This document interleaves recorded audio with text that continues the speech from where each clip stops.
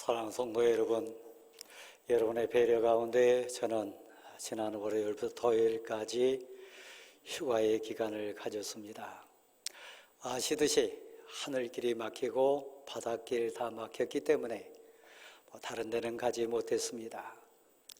그러나 쉼이 무엇인지, 그리고 평안이 무엇인지, 태풍 소식에 마음 졸이는 우리 성도들 생각하고 또 제 사역 현장 돌아보면서 평안과 쉼에 대해서 많이 묵상했던 한 주간입니다. 저희 교회가 새 성전에 입당한 지 3년 돼갑니다마는 장로님 되시고 권사님 되신 저희 장인 장모 두 분 어르신은 지난 주간에 처음으로 저희 교회에 오셨습니다. 교회를 쭉 돌아보시고 목양실에서 기도해 주시는데 기도를 얼마나 길게 하시는지, 그러나 진지했어요. 애절했어요. 그 기도의 대충적인 내용은 그 모든 것이 은혜다, 그리고 감사하다. 강 목사 뇌를, 이 교회를 하나님께 부탁합니다. 대충 요약하면 그렇습니다. 긴 기도 가운데 호흡을 하면서 저는 또 새로운 은혜를 깨달았는데, 쉼이 뭘까?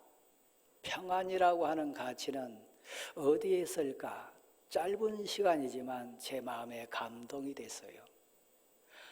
부모의 품에 돌아가는 것, 아버지 품에, 어머니 품에 자녀가 되어서 안기는 그 순간 평안이 있구나. 은혜에 돌아가는 것, 은혜의 주권자 되신 하나님 품에 안길 그때 참 쉼과 평안이 있구나 생각했습니다. 오늘 본문은 이사야라고 하는 이스라엘 공동체 왕손으로 나고 자란 하나님의 선지자 이사야를 통해 주신 평안에 대한, 쉼에 대한 말씀 배경입니다. 이사야서 1장부터 66장까지를 쭉 따라가며 읽다 보면 격조 높음에 대한 메시지를 우리는 많이 받습니다. 신앙의 인격과 믿음이 체계화된 인생에서 내뿜어져 나오는 메시지가 얼마나 힘있고 품이 있고 격조 높은 복음인지를 많이 실감합니다. 아시듯이 7장 14절 말씀에 보면 보라, 처녀가 잉태하여 아들을 낳으리니 그 이름을 임마누엘이라 하라. 그 외침에는 품격이 있어요. 세상을 진동시키고 세상을 뒤엎을 만한 감격의 기쁜 소식이지만 차분합니다. 무게감이 있습니다. 단순히 들뜬 감정에 치우치지 않습니다. 아시듯이 40장 28절 이하에 보면 여호와를 앙망하는 자는 새 힘을 얻으리니 독수리가 날개치며 올라감 같을 것이요 걸어가도 뛰어가도 피곤치 않으리라. 응원하고 새 힘을 북돋아주는 일으킴의 과정을 봐도 품격이 묻어납니다. 이 세상에 있는 가장 아프고 가장 진한 눈물이 고여있는 이사야 53장을 지나가 보면 우리 주님의 고난받으실 그 현장을 그대로 표현합니다. 그때도 단순한 감정에 치우치지 않습니다. 십자가 지실 우리 주님, 창에 찔리고 매 맞으시고 고난받으신 우리 주님의 그 현상을 그대로 메신저가 되어서 전하지만 논리를 흐트러뜨리지 않습니다. 감정에 치우치지 않습니다. 그러면서 우리는 소원을 또 한번 품어봅니다. 저는 일주일 내내 이 이사야를 묵상하고 이사야 선지자를 만나면서 사명자 된, 메신저 된 설교자 제 자신을 많이 반성해 봤고, 우리 성도들의 신앙의 인격, 우리 성도들의 믿음의 체계에 대한 것을 많이 생각해 봤습니다. 여러분은 감정 앞에, 흐트러진 상황 앞에서, 치우친 이 세상의 여러 현상 앞에서 복음을 가슴에 담는 자답게 격조 높은 인생으로 설 수 있습니까? 지난 한 주간 우리는 막 얼굴이 화끈거리고 가슴 뛰는 조마조마한 가운데 국격이라고 하는, 나라의 위신이라고 하는 것 같이 공유했습니다. 많이 기도하셨잖아요. 태풍이 온 나라를 이렇게 쭉 통과하는 과정 속에 하나님, 어려움 당하지 않게 하나님 지켜주세요. 애절함으로 여러분 손 모았잖아요. 저 멀리 하와이에서 들리는 소식 들으면서 얼마나 여러분 무서워했습니까? 저도 상황이나 형편이 되지 않아서 하와이 가지 못했습니다마는 만약에 제가 그때 하와이에 있었다면 어땠을까? 결혼 10주년 기념회에서 하와이 아버지 모시고 혈육들 이렇게 동행해가지고 여행했던 한 가족 얘기가 인터넷에 많이 올라왔습니다. 세상에 천국인 줄 알고 가장 좋은 휴양지라는 자부심 때문에 갔는데, 이 하와이 불구덩이 속에서, 그 무서운 불길 속에서 이 세상에 임할 종말이 무엇인지 나는 봤다, 그런 표현도 들어봤습니다. 그러니까 이 땅에 참된 휴양지가 어디 있습니까? 어디 가면 진짜 휴식을 취할 수 있고 평안할 수 있습니까? 쉼을 얻지 못한 우리 성도들 가슴에 안고 많이 생각해 봤어요. 휴가 개념 갖지 못한 분주한 우리 성도들 떠올리면서 많이 묵상했던 한 주간이 됐습니다. 사랑하는 성도 여러분, 만약 여러분에게 8월 주제처럼 쉼과 평안이라고 하는 그 시간적인 구분된 상황 속에 있다면, 그때 여러분은 어떤 쉼을 찾기 원하십니까? 그때 여러분은 어떤 평안이 여러분 마음을 주관하고 온전히 이끌기를 소원하십니까? 격조 높은 메신저 된 이사야 선지자는 오늘 63장 1절에 이렇게 하나님을 소개합니다. 공의를 말하느니, 우리를 구원하실 능력을 갖고 계신 분, 그분이 여호와 하나님이시라. 그 하나님, 그 은혜 안에 참 평화 있어요. 그 하나님 주권 안에 순종할 때 참 쉼이 있어요. 하와이에 있지 않습니다. 어느 해변가에 있지 않습니다. 사람 만남에 있지 않습니다. 은혜에 나갈 때 그 하나님의 뜻이 우리를 온전히 주관하고 우리를 이끄실 때, 그때 이 세상에서 맛볼 수 없는 참 평안과 기쁨이 있음을 이사야 선지자는 오늘 이 본문 7절부터 14절 말씀 가운데 쉼과 평안이 무엇인지를 분명히 선포합니다. 목양실에서 목사 내로 살아가는 사위와 딸을 위해서 애절하게 기도하셨던 저희 장모님과 장인 두 분의 기도를 이렇게 떠올리면서 저는 생각해 봤어요. 그분들의 기도 내용이 하나에서 열까지 계속 진행되는 것이, 이것도 은혜고 이것도 감사고 이것도 다 하나님의 하심입니다. 그리고 결론은 하나님께 부탁합니다. 하나님 지켜주세요. 그렇게 기도가 마무리되는 거 저는 옆에서 아멘 하면서 들어봤습니다. 오늘 7절 말씀은 그렇게 시작해요. 와, 우리에게 베푸신 하나님의 사랑, 자비로우신 하나님의 은혜, 우리와 동행해 주신 하나님의 그 역사하심 따라 이스라엘 민족에게 베풀어 주신, 하나님의 사람들에게 베풀어 주신 그 큰 은혜를, 그 큰 사랑을 말하지 않을 수 없도다. 그 하나님의 베풀어 주신 큰 은혜를 내가 말하리라. 여러분, 태풍이 올라오는 과정 보면서 내 일생 살면서 이런 태풍 처음이라고, 이런 물의 무서움 경험한 것도 처음이라고 그렇게 눈물을 흘리면서 고백하는 이웃들 TV 화면을 통해 많이 봤습니다.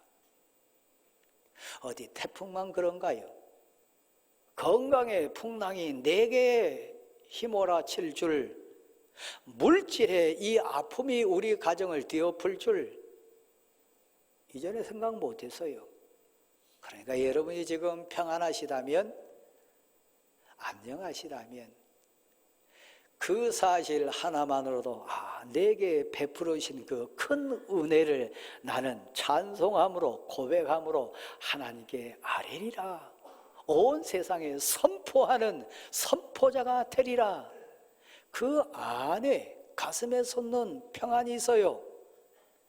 그 안에 세상 어디에서도 찾을 수 없는 감사로 채워지는 쉼이 있어요. 오늘 본문 기록자된 이사야는 몇 가지로 이렇게 하나님께 마음뜻 다해서 베풀으신 이 큰 은혜를 내가 고백한다고 얘기합니다. 제 고백이요. 회중석에 앉으신 여러분의 고백이요. 무엇입니까? 뒤돌아보니, 생각해보니 나를 하나님의 백성 삼아주신 것,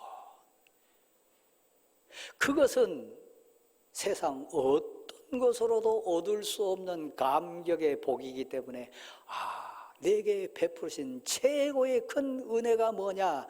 내가 하나님 나라의 백성이 된 거예요. 이 사실에 여러분 아멘 할 수 있습니까?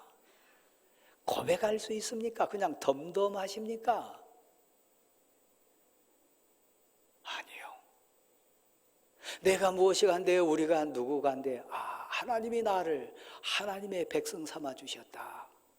그냥 백성으로 부르신 것이 아니고 본문 가운데 가보면 우리를 죄 없는 백성이라, 거짓이 없는 백성이라 깨끗하게, 흰 눈보다도 더 깨끗하게 씻어주시고 해결해 주시고 용서해 주셔가지고 하나님이 고백시킨 내용은 뭐냐면 거짓이 없는 백성이라, 죄가 없는 백성이라, 온전한 하나님의 백성이라 우리를 받아주셨다는 사실입니다.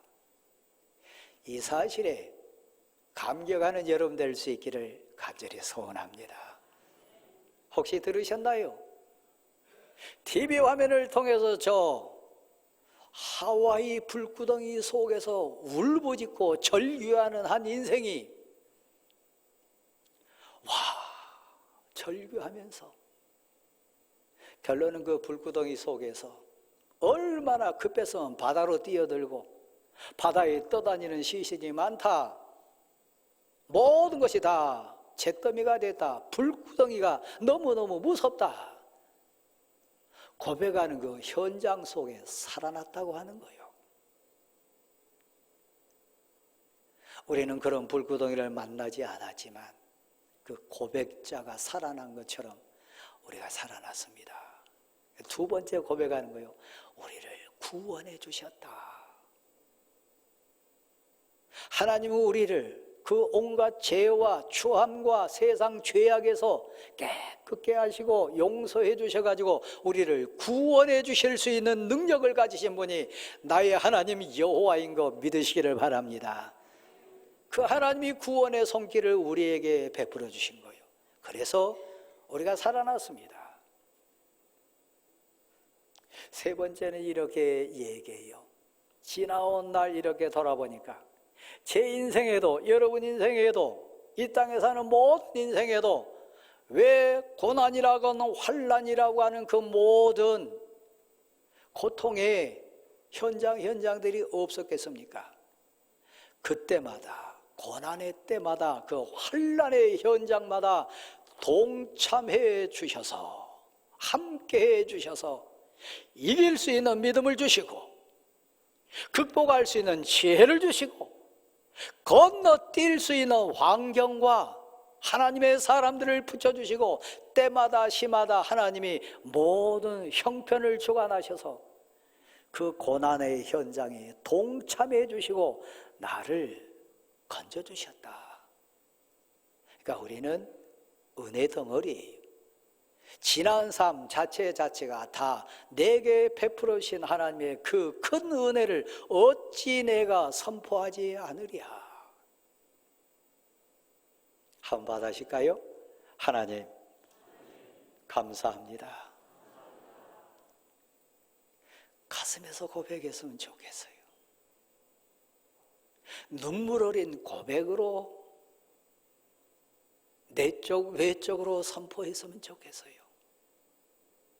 이 모든 것은 하나님의 은혜입니다. 하나님이 저를 구원하셨습니다.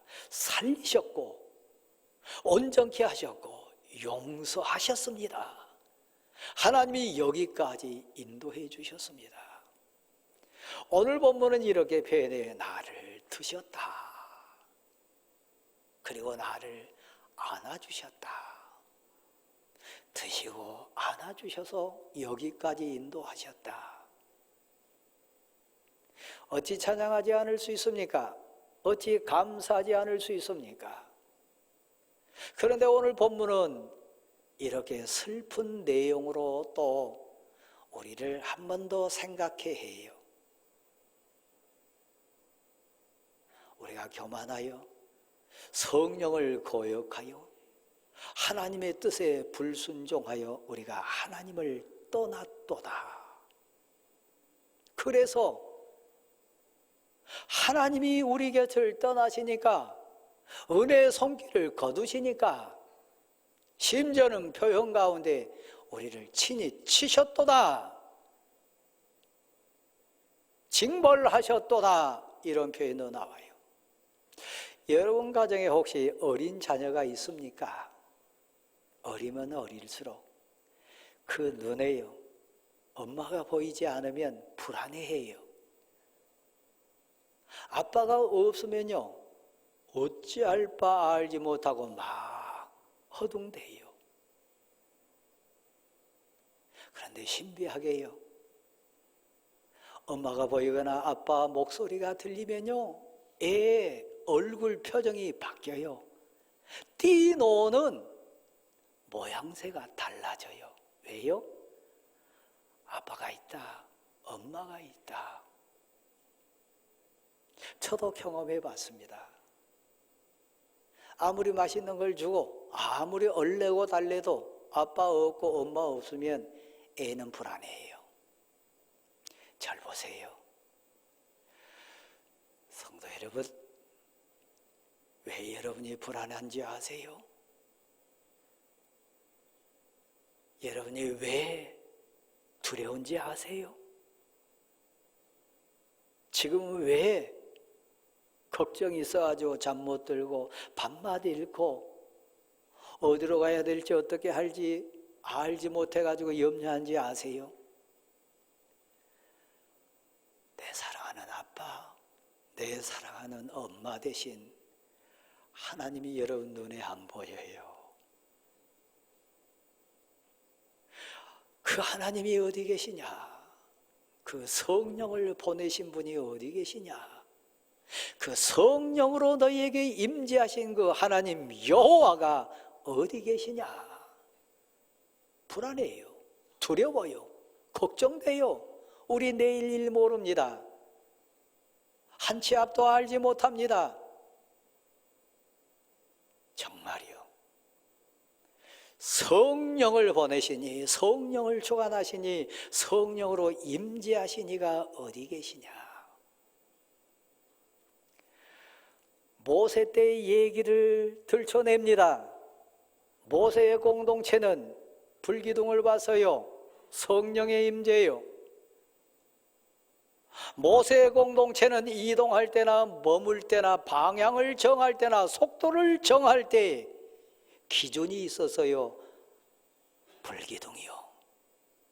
오늘 표현으로 얘기하면 성령이 나와 함께 하시며 성령의 임재요. 다시 절 보세요. 왜 불안해 하십니까? 왜 걱정하십니까? 왜 두렵습니까? 기도할 때 기도의 응답으로 감동이 없어요. 말씀 묵상에 하나님의 임재가 느껴지지 않아요.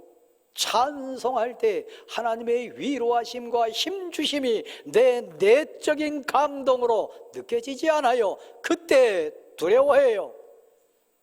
그때 불안해요. 그때 염려가 먹구름으로 여러분을 뒤덮여 올 거예요. 불기둥이 보이지 않거나 구름기둥이 인지되지 않거나 성령의 감동이 여러분의 마음을 지금 주관하지 않는다면 여러분 두려워하고 있어요. 성령님이 어디 계시냐? 너의 선한 목자 되시고 너의 인도자 되시고 너의 온전한 주인 되신 그 성령님이 너와 함께 하시느냐? 제가 예를 들었습니다. 엄마만 옆에 있다면, 아빠의 목소리가 들린다면 아이는 걱정 없어요. 평안해요.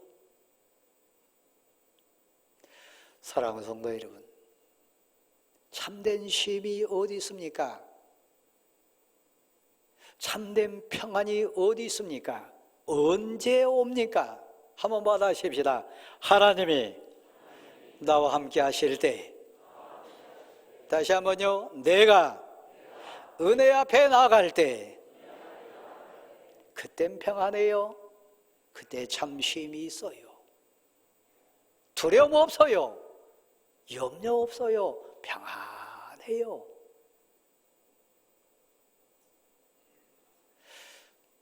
여러분 불안하십니까? 내일이 염려됩니까? 걱정하지 마세요. 오늘 14절 말씀에는 이렇게 표현되어 있어요.